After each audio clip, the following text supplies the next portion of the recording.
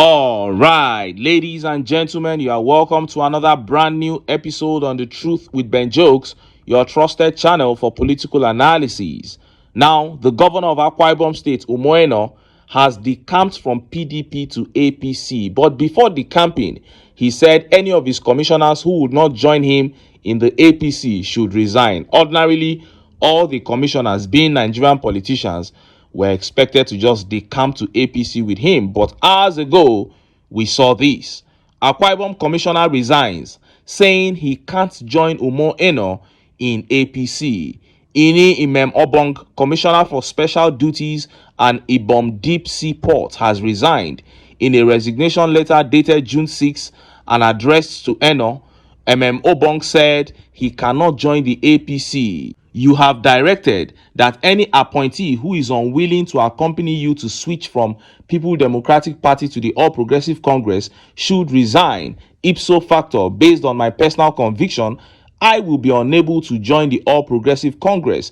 I hereby most respectfully tender my resignation as Honorable Commissioner for Special Duties and Ibom Deep Sea Port and a member of the State Executive Council. Wow. This is one extraordinary young man. Akwa Ibom is obedient at the federal level, and I believe 100% that this young man here is a Peter Obi disciple. His portfolio is the type that corrupt politicians refer to as juicy appointment because there is so much money to steal. But here is a man of integrity rejecting it if it means him selling his soul to the cult called APC. This is commendable. And that takes me to our top stories, which are tales of older men not being able to do what this young man from Akwa Ibom State did. In these stories, Yoruba traditional rulers sold their souls to the APC, but Yoruba youths humiliated them for their sycophancy and wickedness. First, it was Oluwo, the king of Iwo, who got the stick for campaigning for Tinubu's second term in office. And next was the OONI of Ife. He got humiliated for desecrating his office with FCT minister Nyesom WIKE. Before I show you details of these top stories and how Nigerians reacted, let me quickly show you this video. In this video, this analyst talked about the defection of the Akwa Ibom State governor from PDP to APC. But there is something else that caught my attention in the video. Let's take a look. Thank you very much for having me. To our Muslim brothers and sisters. To me, it's a wrong move, it's a miscalculation, and a misreading of the future of Akwa Ibom politics. He has cited reasons, which includes for more resources to be given to the states and for better positioning, in the federal government. I would say that this is the same man, Governor who has been given almost ₦1 trillion in the last 2 years, and cannot show substantial evidence, how much programs has been done with these resources to put the state on his right path towards prosperity. And now he's looking for more resources from the federal government. So he questions his motives and intentions. To me, it feels like more of a survivor thing. It's a betrayal to the people of Akwa Ibom, and because the election he participated in 2023 had APC. APC fielded a candidate in that election, and the people rejected APC and gave it to PDP. So now he's rejecting the people who gave him the votes by abandoning them halfway and actually jumping ship and moving to APC. So I believe it's for personal gains, and his motives are questionable. You heard that. We can't overstress this. The governor of Akwa Ibom State and all other governors that have moved from the PDP to the APC have done so because of their own personal gains. They have betrayed their people. But you know what? The speaker said the governor has received almost ₦1 trillion, but has done nothing. That was talking about the governor of Akwa Ibom State. The governor himself has been praising Tinubu all over the place because of the amount of money he has received in allocations. Now, where do you think all those monies came from? It all came from subsidy removal. The same money they said they were going to reinvest into the health sector, into education sector, is now being shared amongst themselves. National Assembly members are getting 2 billion naira, 1 billion naira as constituency allowance. Now they said this governor has got almost 1 trillion naira. You and I began buying petrol at 1,000 naira per litre from 195 naira per litre so that Governor Umueno and other Nigerian governors can have more money. More money to do what? More money to embezzle.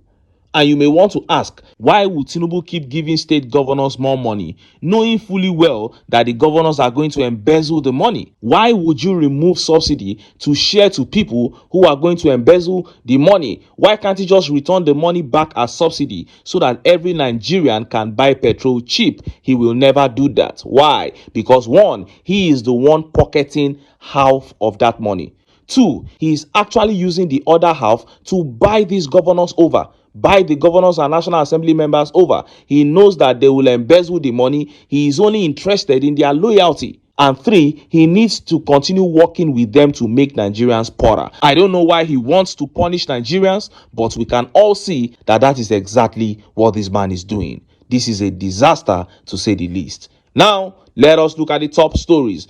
First, it was the king of Iwo, the Oluwo, who got bashed by Yorubas for asking for his second term for Tinubu. And next is the humiliation of the OONI of IFE after he desecrated his office with the drunk FCT minister. Here's some WIKE. Let's start by taking that update from Oluwo of Iwo. Look at how the papers reported it. Idil Kabir, vote Tinubu again to enjoy your sacrifices. Oluwo to Nigerians. The Oluwo of Iwo, Oba Abdulrasheed Akambi, has urged Nigerians to allow Bola Tinubu to complete 2 terms in Aso Rock, saying his reform could be likened to the sacrifice made by Prophet Ibrahim that graduated into the celebration of Eid al-Kabir. Once again, I urge Nigerians to see beyond their nose by giving unalloyed support to Tinubu. The reform is yielding. Workers' wages improving. Prices of foodstuffs are depreciating. We are getting closer. Let's be an agent of reality, progress, growth, and development. Now, these men, after taking drugs, they just come out and spew rubbish because it is clear that this one is a drug addict. I keep saying it.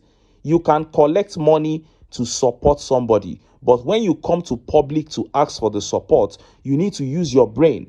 You don't speak in a way that it becomes clear that you have become a lunatic or you are tending towards mental health issues. How can anybody open his mouth and say that in this present Nigeria, Tinubu's reforms are yielding? How can anybody say that workers' wages have improved? A civil servant who got 120,000 naira under Goodluck Jonathan could buy himself 14 bags of rice if he wanted to buy only rice with his earnings. Today, even if that man is earning 250,000 naira, he still cannot buy himself 4 bags of rice. So his earnings have greatly retrogressed. This is how you calculate earnings as a human being with brain.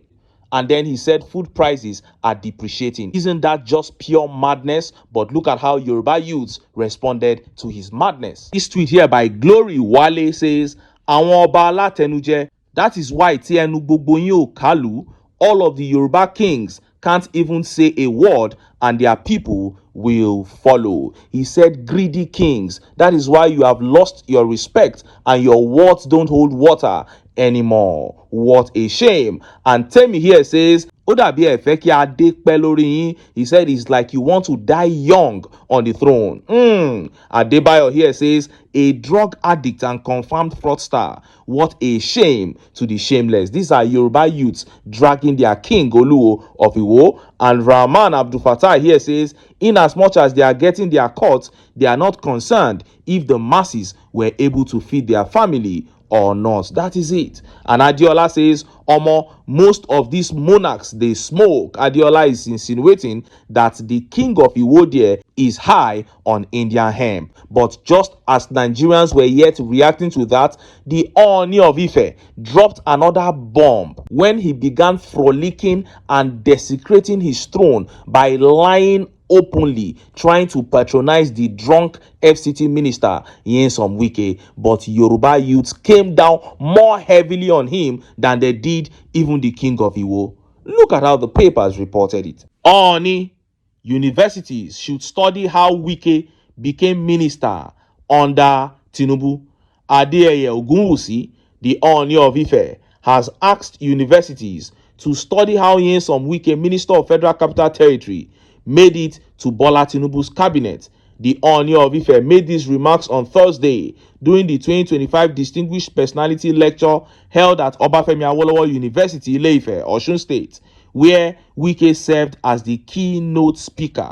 The monarch expressed surprise over Wike's appointment as a minister in All Progressive Congress-led government, despite being a member of the opposition People Democratic Party, calling it a mystery. For your career, I will particularly say that I give a very strong honor to the father of the nation, Bola Tinubu. You belong to a different political party, and yet you are able to work together. The traditional ruler told Wike, you are part of this government. It is still a mystery. I don't even know how it happened. For me, it is something that universities should be studying, and I mean it. It is very important. This conclusion is not only hypocritical, it is also kindergarten, and it shows severe lack of intelligence on the part of this traditional ruler. This man has completely desecrated his throne because the entire country knows the ugly events that led to Wike buying the goodwill of Tinubu. Wike totally rigged the elections in Rivers State. He even killed people in the process. And that is what the Ooni of Ife is praising, saying that university should start studying it. But Yoruba youths were not having it. They came down heavily on the Ooni of Ife. And this tweet here by Yomi Abayomi says, I respect your sacred throne, but you are empty. The man is totally, completely empty. Oyedeji Shola here began referring him to the king before him. He said, Oba Okwade will never have said this. I advise Oni to talk less in order to preserve the sanctity of the revered throne. There is nothing to study in Wike's method of politicking. It is full of tension, bad blood, and betrayal. These aren't values we hold sacred in our Omoluabilism. Now, this is a young Yoruba man making sense while a king, a whole traditional ruler, is talking nonsense. These guys have completely destroyed the throne. And Oladipo here says, sometimes it is better to keep quiet than to say what is not proper. What is there to learn from Wike? There is absolutely nothing there to learn from the drunk Nyesom Wike. And Ishi Jola here says, our kings have also joined the men without honor. That is exactly what is happening. Temidayo here says, meaning there should be a course called betrayal or selfishness and greed in school. Wow, what a traditional ruler and an icon. Everybody just they fight for their pockets. I lost respect for these people since the day I saw budget for traditional rulers in the country's budget. Of course, they have all been bought over. The throne means nothing now. And just like the lady that spoke under the post of Oluwo, he said that is why they can no longer command any respect in the southwest. They can't tell any Yoruba man to do anything and he will obey. Baba Jide here says, we are never learning the right values because even our leaders want us to copy rascality. This is Gbas. They are hitting both the Ooni of Ife and Nyesom Wike from left, right. Edun Adewale here says, so we should study how election riggers are involved in all aspects of election via rec. Kabiesi, you really disappointed me. The man is such a disappointment. So This is what is happening in a nutshell. The elites are aligning with the political class. All of them are coming together to wreck the country. Everybody's just, going there to collect their own share. The Oluwo of Iwo, OONI of Ife, everybody just they align. Yes, you have captured the country. Give me my own share. Whatever you want me to say, I will say. That is exactly what is happening. Buratai came out yesterday to say that don't worry, Tinubu will take care of insecurity by 2027. Author Eze came out and said Tinubu is God's gift to Nigeria. He's protecting his own business. Everybody is protecting himself. That is what this country has become. Ooni of Ife is praising WIKE for rigging elections and killing people in Rivers State, pretending that he does not know how the man made it into Tinubu's cabinet, when even 17-year-old boys know what WIKE did in Rivers State.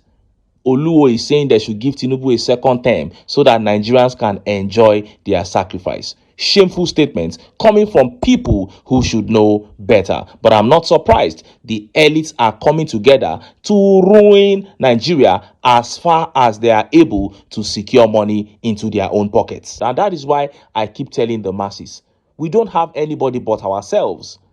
Because you cannot break into that circle until you become a multi-millionaire or a billionaire, and these guys will ensure that you don't become. The best thing the people can do for themselves is to stick together, cast sentiments aside, so that together we can take our country back. But until then, make I still enter town.